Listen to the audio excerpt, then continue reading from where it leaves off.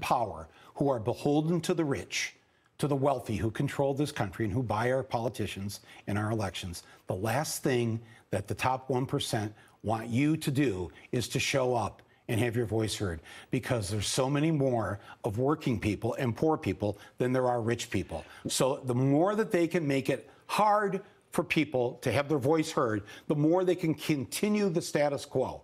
So to upset that status quo, you have to get out there. And I like most people watching your show are probably going to vote. So what I would say to them is, think tonight, who are the 5 people you know, friends or family, that are non-voters? Is Aaron? And if any relatives of Aaron are watching this, 25 years old in Atlanta, Aaron. Yes. Yeah. Every Aaron in Atlanta now has a target. But seriously though, think of the 5 people you know that don't vote, and make it your mission is to get them to vote. You're going to take them to vote. You're going to have a party. You're going to take lunch off. You're going to do whatever. I mean, I've been encouraging people to take election day off if they can and volunteer to knock on doors, to make phone calls. It's one day of pay. It's hard on people to do that, but I can't think of a more important day to sacrifice for your country than this Tuesday. And this weekend, there's a website called thelastweekend.org. Go to that right now during the commercial break. Not right now. Don't take your eyes off this show. They can use the keyboard. Oh, they can do that at the same time now. Okay. They're multitaskers. Thelastweekend.org. And in Georgia, Joy Reid is in Georgia. She will join us live from Georgia.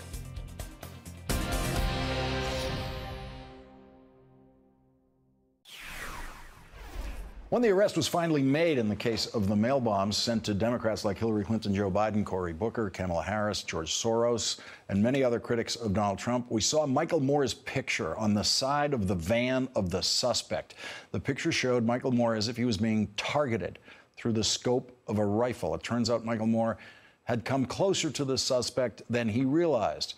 The suspect was picked up on Michael Moore's cameras for Michael's latest film, Fahrenheit 11/9. There he is. He's in the front row at the Trump, the white T-shirt there, holding up that sign that had CNN on it. Right there. There he is. And Michael Moore is back with us. So you're sitting at home, possibly watching the coverage of this, possibly the way I was when they made the arrest. You see the van. You see your face on the van. Right. How do you feel? I was both stunned and the honest truth is, honestly, I thought, well, at least he used a decent picture. I'm not quite that photogenic. You vain show business. Well, no, but it's just I don't usually see a good picture of myself, and so, but seriously, I was. On some level, the FBI came to see you about it. Yes, and the FBI came to see me, and a couple days later, and said that they had found an abundance of research, their words, in his van on me, both on his computer and... A lot more than a picture. Yes, materials and things in the van. And they were concerned that there may be in the system still a package on its way. And so they wanted to take the necessary precautions and me to take them. You know, but listen, I've been at this a long time, and it's not really that unusual for me to have to put up with this kind of hate and threats of violence or whatever. So, you know, it's the country I live in, and that's the way I've had to deal with it. But this week has been a little more, you know, the security here was very kind to me when I came in. Yeah. When the FBI talks to you about something like this, they can't tell you everything they know, right? But they're trying to be as helpful to you as they can be, and I guess they invite did they invite questions from you? And yes, they wanted to know other possible addresses where he might have sent it, but they also said that they decided, instead of waiting until the investigation was all completed, that they wanted to fill me in as the investigation goes along, not to have me in the dark. And they wanted to, even though they haven't officially said that he was acting alone, they didn't want to make any assumptions just in case. And then one of them said, actually, these guys, even though when they act alone in this time that we live in, they don't really act alone because they think they're part of a larger army in a war against liberals and Democrats and whatever. So this is the weekend where the candidates make their closing statements of their campaigns. What would be your closing statement to American voters? Well, 150 years ago today, actually, my grandfather was born. It was my grandfather.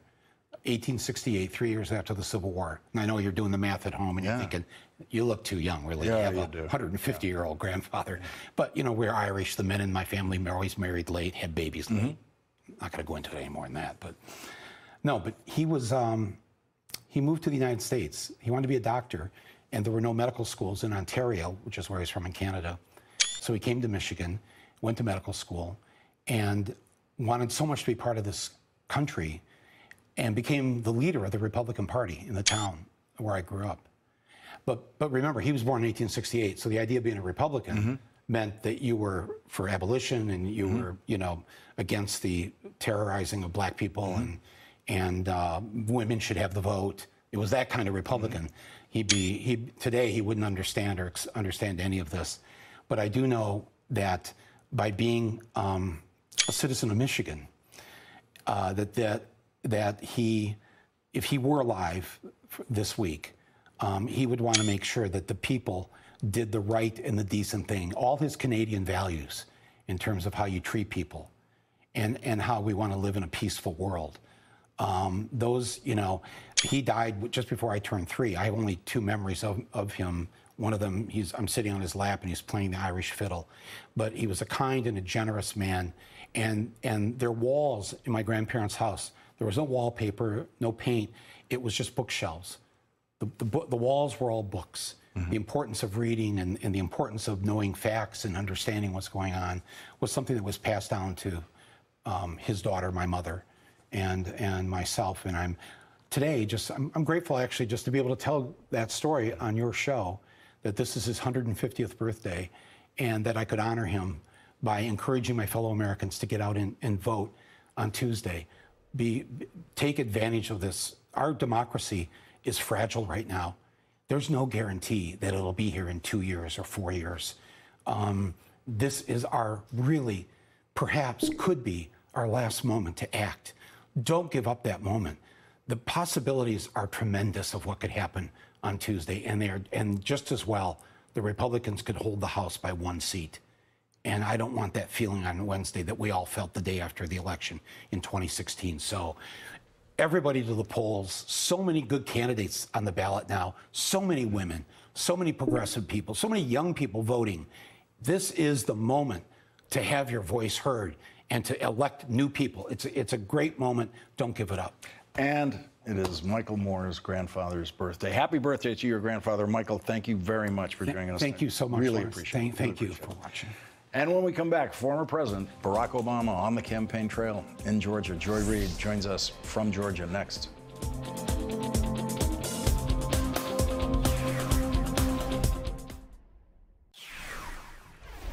President Obama went to Georgia from Florida today to campaign for Stacey Abrams for governor in Georgia. Both sides know it's all going to come down to turnout in the Georgia race, where it is tied. Here is some of what President Obama told Georgia voters tonight. I want a leader who stands up for other people's health care, even if they've got health care.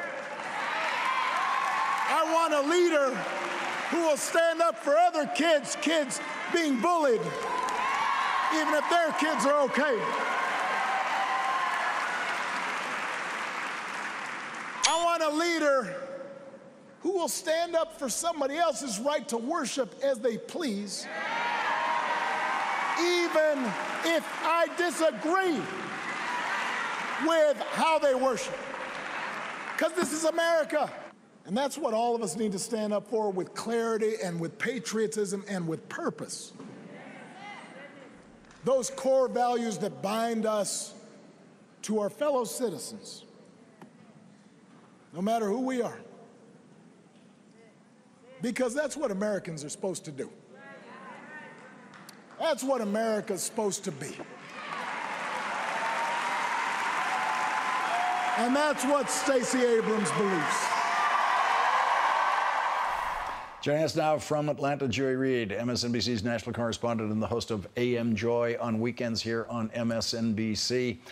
Joy, you were at the Obama-Abrams event. I hear the president losing his voice there. He is campaigning his voice away. It looks like classic Obama out there on the campaign trail. Yeah, absolutely. That was at Morehouse College. You had a lot of people from the House there. You had people from Spelman University, and people really from all over. And President Obama had campaigned earlier in the day in Florida, obviously for Andrew Gillum, and then he made his way to Morehouse to campaign for Stacey Abrams. He was hoarse. He received a rapturous welcome. People were chanting, vote, vote, vote in the crowd. They were very excited to see him. And Lawrence, it's interesting that I listened to the earlier Obama speech in Florida and a little bit of the Trump latest speech in the car, just as I was driving around today following around the Abrams campaign. And I got to tell you, it's sort of like visiting two countries. It's hard to believe that both of these two campaigns exist in the same country. The current president is so focused and so fixated on racial panic, quite honestly, and on fear and on rage. And then you go to these Stacey Abrams events, like the one at Morehouse and an earlier one that I went to in Macon, Georgia, where you had John Lewis. And it's a completely different country. It's obviously more diverse. The crowds are more diverse. The Abrams campaign, she and Sarah Riggs Amico, two women, something that the political muckety-mucks tell you can't do. It's two women running, one black, one white. It's this incredible coalition full of women, and it's hopeful. It's just a different world from what Donald Trump is presenting. And in that different world, the discussion of pre-existing conditions in healthcare policy is just something like we've never seen. I mean, we just have one side just plain lying about it. Let's listen to what President Obama said about it today.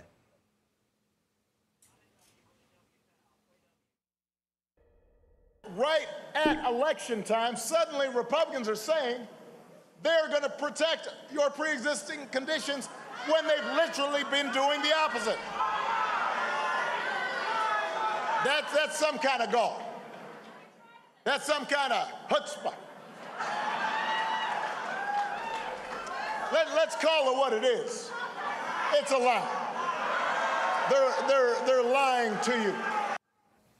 And Joy, Barack Obama is not one of those people who easily uses the word lie in situations like that.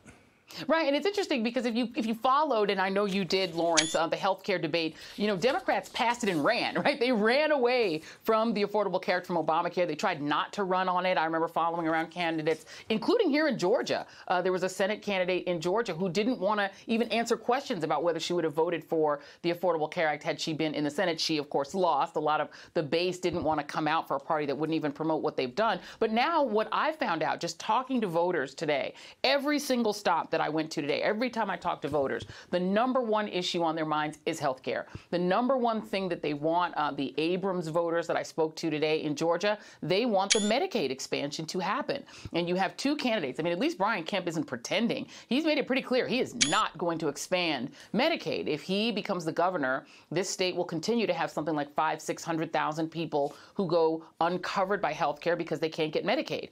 Well, Stacey Abrams has made it clear she will expand Medicaid. So the two issues that people cared about the most, and it was pretty universal, were education, trying to improve the education, the public education system here in Georgia, and healthcare, healthcare, healthcare. So Democrats, they have turned around their 2014 stance, and they are running hard on Obamacare. And guess what? People like having health care. They've discovered that people actually do like being able to go to a doctor without worrying that they're going to go broke. And that is what people that I talked to today cared about. And the president is right. The Republicans are doing this incredible thing after saying they wanted to rip up Obamacare root and branch, some of whom are suing to get rid of Obamacare, all of it, including pre-existing conditions, are now pretending, oh, no, we're going to protect your health care. Well, Brian Kemp is saying something like that, but he's not going to expand Medicaid, and that's what people here want.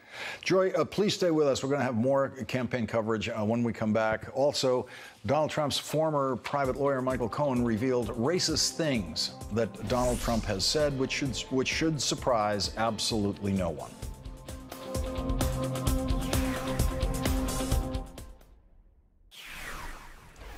Donald Trump grew up in the home of a racist father who was arrested at a Ku Klux Klan event in 1927. And then Donald Trump and his racist father were both charged by the United States Justice Department in the 1970s with running a racist real estate company that discriminated against black tenants.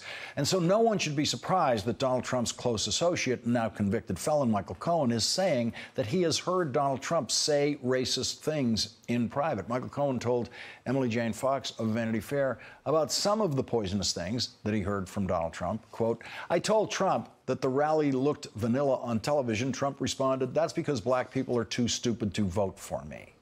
Michael Cohen also recounted Donald Trump saying racist things about black contestants on his TV show. Donald Trump, the politician, is the champion of American racists. America's most famous public racists, including David Duke, have always been full-fledged Trump supporters. David Duke knows a racist when he sees one. And so the Democratic campaigns around the country this year against Trumpism are also campaigns against racism. Here's what President Obama had to say in Georgia tonight, campaigning for Stacey Abrams to become not just the first African-American woman governor in the of Georgia, but the first African woman governor of any state in the United States. In the closing weeks of this election, we have seen repeated, constant, incessant, nonstop attempts to divide us with rhetoric that is designed to make us angry and make us fearful, with images and rhetoric that are designed to exploit our history of racial and ethnic and religious division, to try to pit us against one another, to make us believe that things will be better if it just weren't for those who don't look like us. The good news is, in 4 days, Georgia, you can reject that politics. We can come together to shape our country's course. That's what Stacey stands for. Joy Reid is back with us from Georgia. And Joy, on the day that we discover, to no one's surprise, that Donald Trump says racist things in private, according to Michael Cohen, there's Barack Obama out there on the campaign trail trying to address this, trying to heal in whatever way he can the racial division that's out there. Yeah, and I mean, again, it is this two. They are presidents of two different countries, and you saw it really today when John Lewis spoke in Macon, Georgia, for Stacey Abrams and talking about what he went through just to have the right to vote. Look, Stacey Abrams, Lawrence, tells a story about when she was valedictorian of her high school class, going to the governor's mansion and being turned away by the guard who was white, who said, "You don't belong here," and that was her sort of only memory, really, of going to the governor's mansion, was having her parents, who were both Methodist ministers, have to dress down this white guard who was refusing to let a young Stacey Abrams into the governor's mansion. So, I mean, you know, sort of poetic irony that she's now running to be the governor of this state is sort of perfect. And she's actually originally from Mississippi, which has its own fraught history. I think we tend to try to consign that history of racism to the very distant past. It isn't distant at all. And I think what we're seeing is an election in which Donald Trump is literally making the closing argument to white America. And it is a test for white America. He's saying racial panic. Those people are coming to take over your country. Those people are invading. Brown people are invading. Brown people don't belong here. This is our country, and you need to vote for Republicans to keep them out. And Barack Obama saying, no, no, no, this is a shared country. This is a country where we all can have a piece of it, where we all can share in its benefits, where we all have to, take responsibility for its history together. These are such starkly different visions. They are such different presidents that it's hard to imagine they were both presidents of the same country. And I think it is a challenge because Donald Trump isn't just making that argument to white extremists. He's hoping to migrate that argument to mainstream white America, much as Richard Spencer has said, I can migrate this extremist argument to the middle to get the little discomfort that the average sort of ordinary, middle of the road white person might feel, that, that sense of discomfort, there's something wrong with those people. Donald Trump wants to exploit that. He's made it very clear. This is a sort of soft civil war that he's attempting to launch just for political advantage. And